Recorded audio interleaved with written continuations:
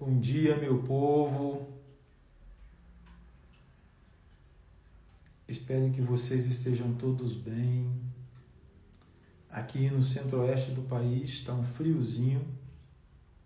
Uma onda de frio chegou no centro-oeste, chegou em Goiás. É raro isso, hein? Muito raro. Na nossa live de hoje, eu vou abordar um tema com vocês sobre a importância do Ifá, mas numa dimensão mais genuína. Tipo, para que Ifá? Ou Ifá para quê? O que a gente faz com o Ifá, né? O que a gente faz quando a gente tem Ifá? A primeira coisa que a gente precisa de entender é que a gente vive num mundo conturbado. E esse é o motivo porque a tradição de Ifá é tão valiosa, é tão genuína e tão necessária nesse tempo de mundo. E um dos motivos disso é a escassez da vitalidade, porque axé, antes de mais nada, é vitalidade. Se a gente começa a entender o axé como vitalidade, se a gente começa a entender o axé como algo que nos mobiliza, como algo que nos motiva, como algo que nos agrega à vida, a gente vai sair de uma ideia um tanto equivocada de axé, tão costumeira, tão banalizada, muitas das vezes, né? A gente vê as pessoas entendendo axé de uma forma muito mecanicista, muito sem pé nem cabeça, né? Mas o axé é para além disso. E o Ifá, ele está exatamente nos ensinando o tempo todo que axé é vitalidade. Então eu quero falar para você hoje sobre vitalidade, sobre a força vital de habitar com uma energia do universo que é, acima de tudo, uma energia de plenitude. Então vamos entender um pouquinho o que é de fato o Ifá? O Ifá, ele difere do que é o orixá. O orixá é o ancestral divino. E aqui não se trata do que é mais importante, do que é menos importante. Se a gente entra nessa onda de que Ifá é mais importante que orixá, a gente perde a beleza da coisa, me entende? Então a gente tem que ganhar a beleza da coisa. A gente tem que tornar pleno a beleza da coisa. E a beleza da coisa é entender a coisa tal como ela é. Então entender Ifá tal como ele é e entender o orixá tal como ele é. Vejamos bem. Orixá é a ancestralidade divina. Todo ser humano tem essa ancestralidade divina. Por quê? Orixá se manifestou numa terra originária chamada Ifé. Eles desceram ali através de uma corrente e de uma palmeira vindo do Orum para o Aiê, ou seja, do céu para a terra. Estes orixás desceram no Aiê, na terra, para toda a humanidade. Eles não desceram para um povo específico. Eles não desceram do céu para a terra para uma gente específica. Se o orixá tivesse descido do céu para a terra para um povo específico, não teria sentido nenhum nós cultuarmos o orixá. O sentido mesmo de nós cultuarmos o orixá é que essa descida dos orixás do céu para a terra tem a ver com a dimensão mesma de humanidade de cada ser humano. É por isso que cada orixá tem características próprias. E as características próprias de cada um dos orixás tem muito a ver com nós, né? Nós temos muitas coisas que pertencem aos orixás, nós temos muitas coisas que lembram os orixás, né? Humanas e não humanas, porque nós também somos habitados por essas coisas humanas e divinas. E os orixás de igual maneira. É isso que nos reporta a ancestralidade do orixá. Bom, tendo entendido,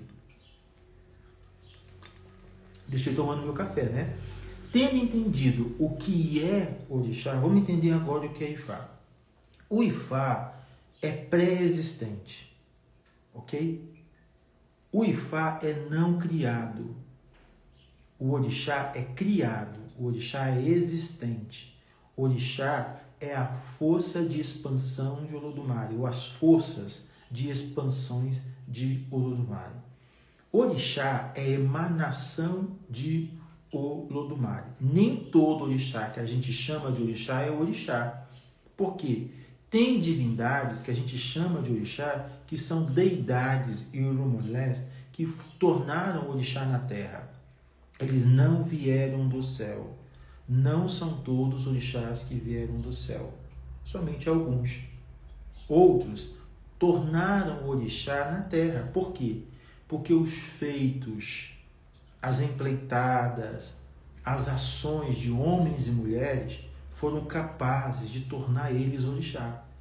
Inclusive eu e você também podemos tornar orixá, porque a dimensão da orixalidade é a dimensão própria da vida. Então todos nós somos chamados a ser orixá, assim como nossos antepassados que pisaram na terra, nossos primeiros ancestres que pisaram na terra e tornaram orixá. Telaouco, que acredita ser uma reencarnação de Xangô, viveu num tempo muito próximo a nós, não tem 800 anos, ou mais ou menos isso. Então, Telaouco é uma divindade Xangô, cultuada como Xangô na terra de Oió.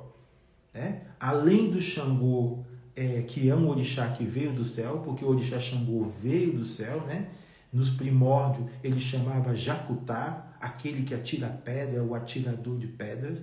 Mas esse Jacutá, que é Xangô, o Xangô do Araorum, o Xangô que veio do céu, ele reencarnou em homens dotados de habilidades e que tiveram uma missão, um compromisso, uma responsabilidade com seu povo muito interessante, como é o caso de Telaouco, que foi o grande Xangô da terra de Oió, um grande imperador que reporta mais ou menos ao século XII. O Orixá Xangô não reporta ao século XII da nossa era. O Orixá Xangô que veio do céu está na terra através do culto, através da memória dos seus devotos, desde quando o mundo é mundo, desde a criação do mundo. Isso quer dizer o quê? Que todos nós podemos nos tornar orixá.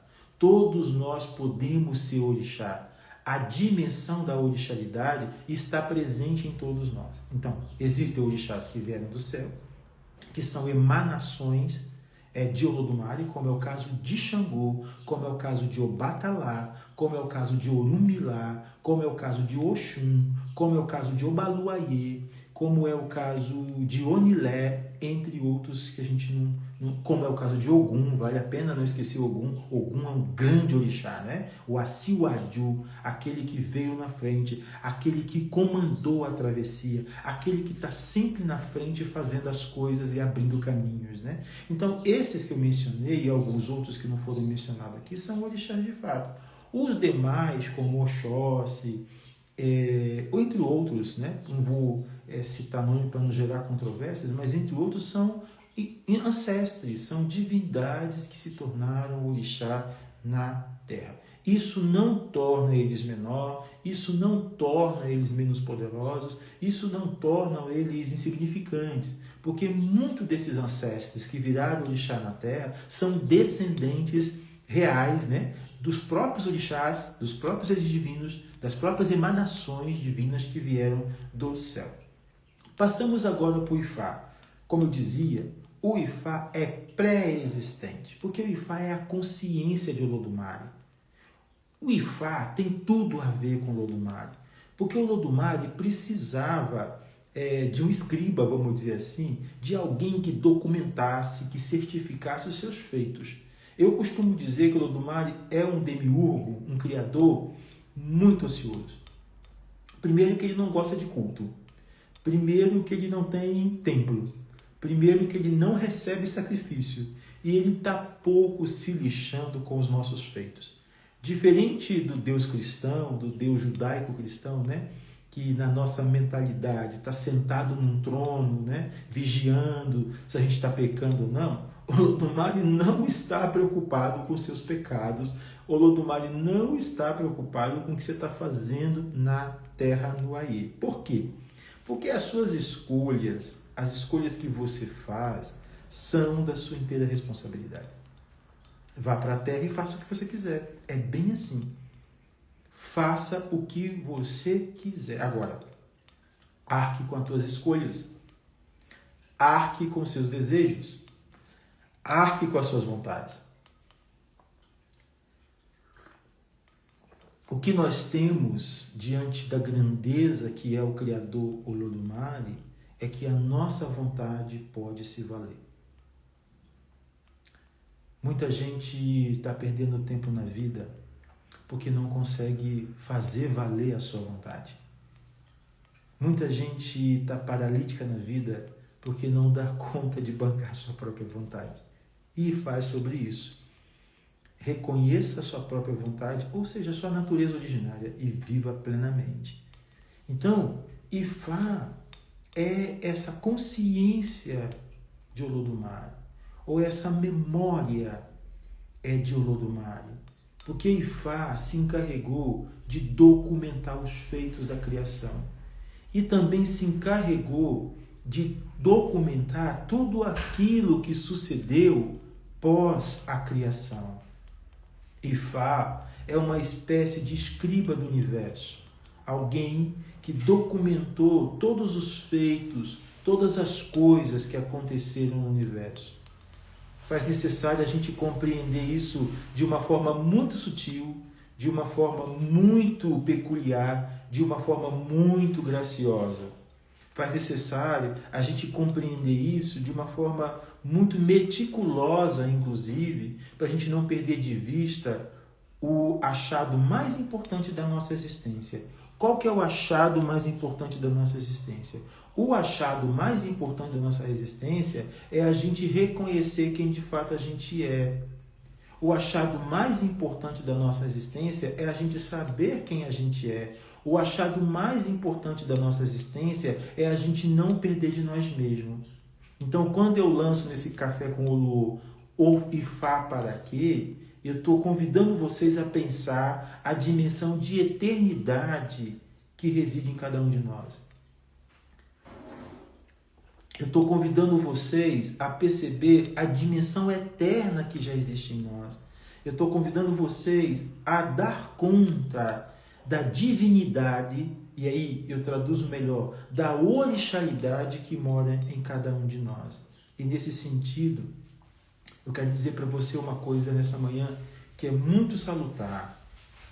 Você que está interessado em cultuar Ifá, você que está interessado em aprender sobre Ifá, você precisa, sobretudo, entender que ter Ifá é habitar com vitalidade na vida. Ter Ifá é ter vitalidade. Por que vitalidade? Porque axé, o genuíno axé, traduz como vitalidade. O axé genuíno é a expressão da vitalidade da vida. O axé mais pleno é nada mais, nada menos do que a gente ser quem a gente é. O melhor axé que você pode dar para você é ser quem você é. Não é matar galinha, não é fazer um monte de iniciação, não é fazer um monte de ebó, não é fazer um monte de coisa. O melhor axé que você pode dar a você é ser quem você é. Isso não quer dizer que você não precisa fazer ebó, isso não quer dizer que você não precisa cultuar as divindades da forma que a sua tradição, que a sua linhagem te ensina. Não é sobre isso. Mas é reconhecer que a melhor forma da gente ter axé é a gente viver plenamente. É a gente habitar plenamente com o que a gente é. Então, quando eu lanço essa questão, Ifá para quê? Eu estou respondendo ou ajudando você mesmo a responder que a essência, o objetivo mesmo da gente ter Ifá na vida é a gente ocupar dessa grandeza devida. Porque Ifá, como a consciência suprema do divino, de Olodumare, é também a nossa própria consciência. Por que Ifá também é nossa própria consciência? Porque o Ori, nossa cabeça, não pôde marchar para o Aê, não pôde peregrinar para o Aê sem Ifá. Não tem como o Ori descer do céu para a terra sem Ifá. Por quê? Porque Ifá é a bússola porque Ifá é a jornada, porque Ifá é a orientação. O Ifá é a dimensão mesma da nossa peregrinação. Uma pessoa que não tem Ifá, e aí não tem nada a ver com ser iniciada em Ifá, porque mesmo uma pessoa que não está iniciada em Ifá, mesmo uma pessoa que não está iniciada em Ifá, ela tem Ifá, porque todo ser humano tem Ifá. A iniciação no Ifá é só um atributo para indivíduos, homens e mulheres, que, diríamos assim, têm um compromisso eterno ou fizeram um compromisso de seguir no Aie, praticando essa tradição e mantendo ela no mundo. Então, tudo bem que isso está banalizado, todo mundo inicia Ifá, todo mundo quer Ifá porque Ifá dá poder, porque Ifá tem poder, essa baboseira toda. Mas o objetivo do Ifá e de cada culto ancestral não é para toda a humanidade iniciar. Vamos todo mundo iniciar. O Ifá não é proselitistas. A tradição de Orixá não é proselitistas. A tradição de Ifá, a tradição de Orixá não é para todo mundo iniciar. Isso é maluquice. Agora, o Ifá e o Orixá é para todo mundo. Mas iniciação é uma outra coisa. Iniciação se ocupa de uma outra dimensão, porque a iniciação tem a ver com compromisso eterno que aquele indivíduo possui, que aquele indivíduo tem, que aquele indivíduo agrega em função da sua própria destinação, em função do seu próprio caminho, em função do próprio mistério da tua vida. Então, iniciar tem a ver com esse mistério da própria vida. Algumas pessoas têm a incumbência de manter, de preservar, de dar continuidade a uma linhagem tradicional, até para poder mantê-la no mundo, até para poder contribuir com a permanência dela no mundo. Agora, todas as pessoas podem ir até o Ifá, todas as pessoas podem tirar o melhor proveito do Ifá, não precisa ser iniciado, não é obrigado a ser iniciado para poder gozar, aproveitar das benesses que Ifá pode ofertar para uma pessoa. O Ifá chegou no Brasil de uma forma muito equivocada. E não está diferente em muitas partes da Nigéria, né? Da terra Yorubá. Lá também tem muita equivocação. Lá também tem muita invenção, muita modernidade. A gente vive um momento de impasse muito grande na tradição de Ifá no mundo. E isso tem a ver com o tempo de mundo que a gente vive, né? E eu não estou falando que eu sou mais puro ou sou menos puro, que eu sou melhor ou pior do que A, que B, que C. Não. Quando a gente entra nessa discussão de quem é melhor, quando a gente começa a fazer essa discussão de que eu sou melhor que o outro, isso já vira um problema grave. Porque quem é melhor, quem é bom, quem é legítimo, não vai nem gerar discussão sobre isso, vai simplesmente viver. Agora, se você precisa legitimar que você é bom, que você tem pedigree de Ifá, que você é melhor do que os outros, isso já é um problema. Isso já é um desserviço. Porque não é sobre ser melhor, não é sobre quem é mais legítimo ou menos legítimo. É sobre quem vive. É sobre quem traduz da melhor forma Ifá no mundo. E aí, independente de você ser do Ifá cubano, independente de ser do Ifá nigeriano, independente de ser do Fá do Benin, independente de você ser do Afá do Togo, do Mali, que seja, você não precisa de nomenclatura, você só precisa de verdade. O Odu, o Salawo, o Satura, vai dizer que Ifá é a verdade. Que dimensão de verdade é o Ifá? É exatamente essa dimensão de verdade que encarna na nossa vida. Nos meus 2 livros, Peregrinação, Reconhecer Ifá nas Pequenas Coisas, e Sabedoria, Viver Ifá em Tempos de Desfaçatez, que recentemente foi lançado, são 2 tomos de uma coleção de 3, serão 3, ano que vem virá mais um, né? São calhamaços, né? O Peregrinação tem 436 páginas, o Sabedoria tem 632 páginas e o outro vai ter mais ou menos entre 500 e 600 páginas. Esses 3 tomos, de uma coleção que eu criei chamada Encontros com o Ifá, ele procura traduzir o Ifá no Brasil de uma forma atual, aconchegante e profundamente humanizada, para longe da cultura da Nigéria. Por quê? Ifá não tem nada a ver com a cultura da Nigéria. Uma coisa é a cultura moderna da Nigéria, homofóbica, misógina, cheia de questões que não tem nada a ver com a gente. Outra coisa é a cultura do Ifá. Então, a cultura do Ifá não é a cultura da Nigéria. A cultura da Nigéria é uma coisa e a cultura do Ifá é outra coisa. A cultura do Ifá ou a tradição do Ifá pode inserir em qualquer contexto social, qualquer contexto político, em qualquer contexto cultural, porque é uma cultura. Então, o Ifá se traduz em qualquer cultura. Em contrapartida, a cultura da Nigéria pertence somente à Nigéria. Então a gente não pode traduzir o Ifá encharcado, embriagado de uma cultura nigeriana que depõe contra o mundo, que depõe contra nossas escolhas, que depõe contra nossas formas de ser, nossa forma de agir. Nós precisamos traduzir o Ifá à nossa maneira brasileira. Assim como o cubano, muito bem, traduziu o Ifá à maneira cubana. Assim como o colombiano vai ter que traduzir o Ifá à maneira colombiana. Assim como meus filhos de Portugal vão ter que traduzir o Ifá à maneira portuguesa. Assim como meus filhos na Alemanha vão ter que traduzir o Ifá à maneira alemã. Assim como meus filhos nos Estados Unidos vão ter que traduzir o Ifá à maneira americana. Assim como já o Ifá é traduzido à maneira americana. Porque Ifá é a cultura. Assim como meus filhos do norte do Brasil vão traduzir o Ifá à maneira do norte do Brasil, assim como meus filhos do sul do Brasil vão traduzir o Ifá à maneira do sul do Brasil.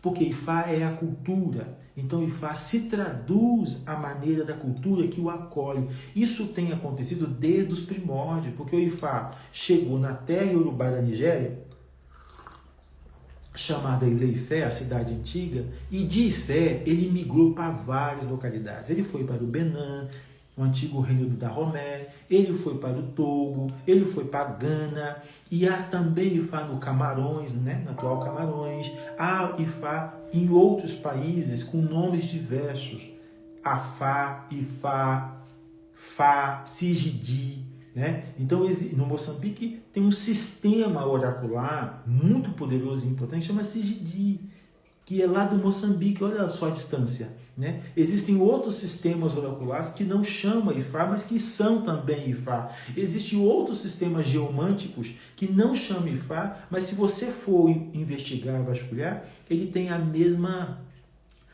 minuciosidade, a mesma essência, talvez, do que Ifá que a gente mesmo conhece. Então, entender o que é Ifá é ser abrigado por uma prática atual que pode nos ajudar muito. Porque Ifá adentra qualquer esfera da vida, Ifá adentra qualquer dimensão da vida, Ifá pode ajudar o ser humano em qualquer coisa. Porque Ifá, gente, antes de tudo, não é sobre fazer ebó para mudar a tua energia. Antes de você fazer o ebó para mudar a tua energia, você senta diante de um oráculo poderoso que possui milhares de narrativas que vão ajudar você a compreender o seu momento. Como assim, Olô? As histórias, as experiências passadas daqueles que nos antecederam, elas servem de jurisprudência, elas servem de experiência para ajudar a gente a compreender o que a gente está vivendo hoje. Então você senta diante do Ifá e escuta uma narrativa de uma pessoa que viveu num tempo atemporal que você não conhece, que você nunca ouviu falar. E a narrativa da experiência dessa pessoa, de quando ela foi à consulta oracular, acaba ajudando você a compreender o que você está vivendo no momento. É ali que começa a experiência de transformação. É na narrativa que começa a experiência de mudança. É quando você escuta a narrativa que você entende que o que você está vivendo, outro viveu antes de você. Aí a sua ficha cai. Você vai falar assim: tudo que eu estou percebendo sobre mim está muito mais além do que a minha miopia sobre o fenômeno que está acontecendo em torno de mim. Ou seja, sobre o problema que está acontecendo em torno de mim. Então, as histórias, as narrativas, os itãs de Ifá, eles servem para fazer a nossa consciência mudar de estado. Porque o problema não modifica porque você matou uma galinha. O problema não modifica porque você matou um bode. O problema não modifica porque você matou um boi. O problema modifica porque a sua consciência dilatou. E uma experiência de expansão, de mudança de estado da consciência começou a mover, a movimentar no teu corpo inteiro. E aí o sacrifício que vai ser recomendado após esse momento de reflexão na consulta oracular, o sacrifício que vai ser recomendado, ele só é uma forma de agradar as deidades para te favorecer ou para te ajudar na mudança energética que você precisa. Mas não esqueça que o maior sacrifício está aqui, na mudança do estado da consciência. Se a sua consciência não mudar, se a sua consciência não modificar, pode matar um boi, uma vaca, um elefante, que você vai continuar numa vidinha pequenininha, numa vida de merda, como muitas pessoas estão.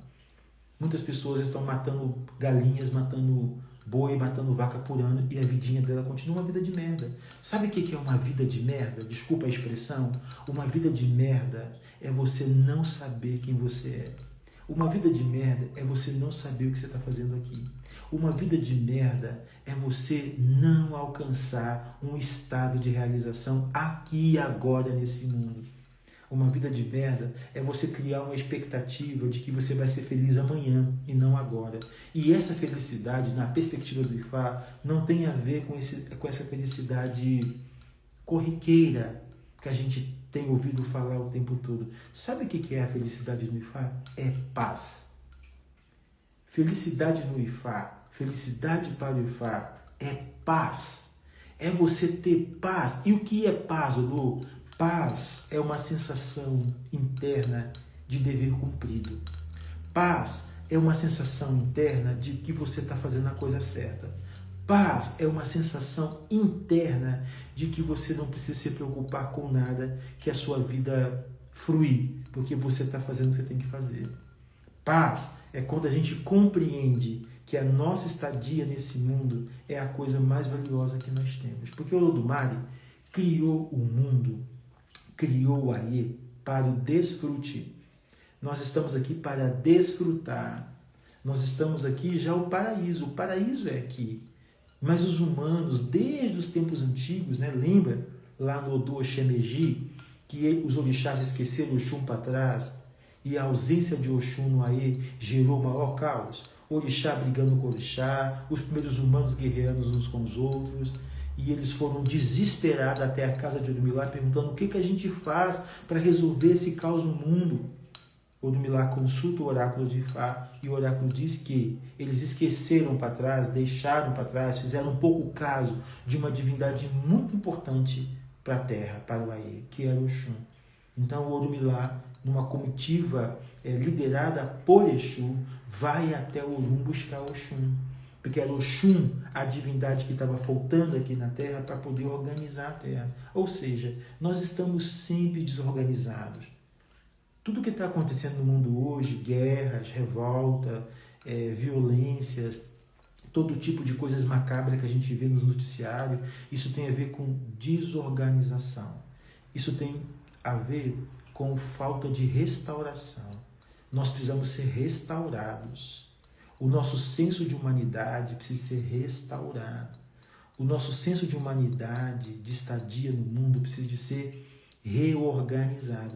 Enquanto o nosso sentido de pertença nesse mundo não for reorganizado, não for restaurado, nós estaremos perdidos sobremaneira.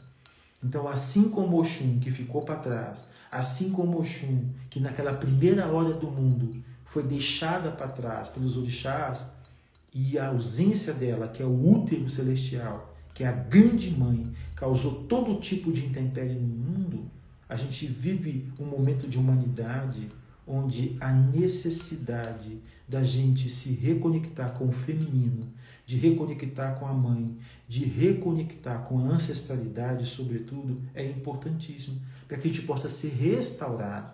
E aí todas as religiões de verdade, as tradições judaico-cristãs, as tradições islâmicas, as tradições da Índia, as tradições budistas, as tradições do Ifá, as tradições indígenas, todas as tradições estão zelando ou estão promovendo a restauração. a restauração da humanidade, a restauração da natureza humana, da conexão da natureza individual com a natureza, com a grande natureza, que é esse espaço todo que a gente vive. É essa reconexão que vai tirar a gente desse torpor. Então, quando eu sento diante do Ifá, eu me reconecto com a energia vital, como eu falava no início, que é capaz de nos reequilibrar, de nos centrar e de devolver para a gente não uma perfeição, não uma santidade. Ninguém é santo, nós temos erros, nós cometemos erros e não é problema a gente cometer erros. É problema a gente não tomar consciência dos nossos erros.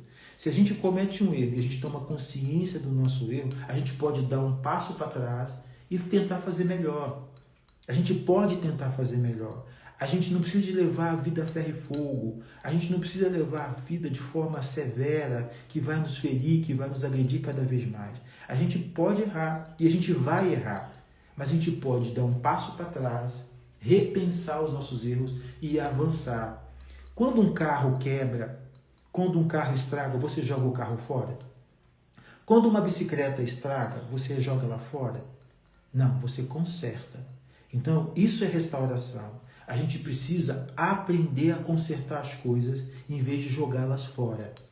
Nós vivemos num tempo de humanidade do descarte. A gente joga tudo fora. A gente descarta tudo. A gente não conserta. A gente prefere jogar fora do que consertar. E Ifá está ensinando para a gente que você, muitas das vezes, precisa consertar antes de jogar fora.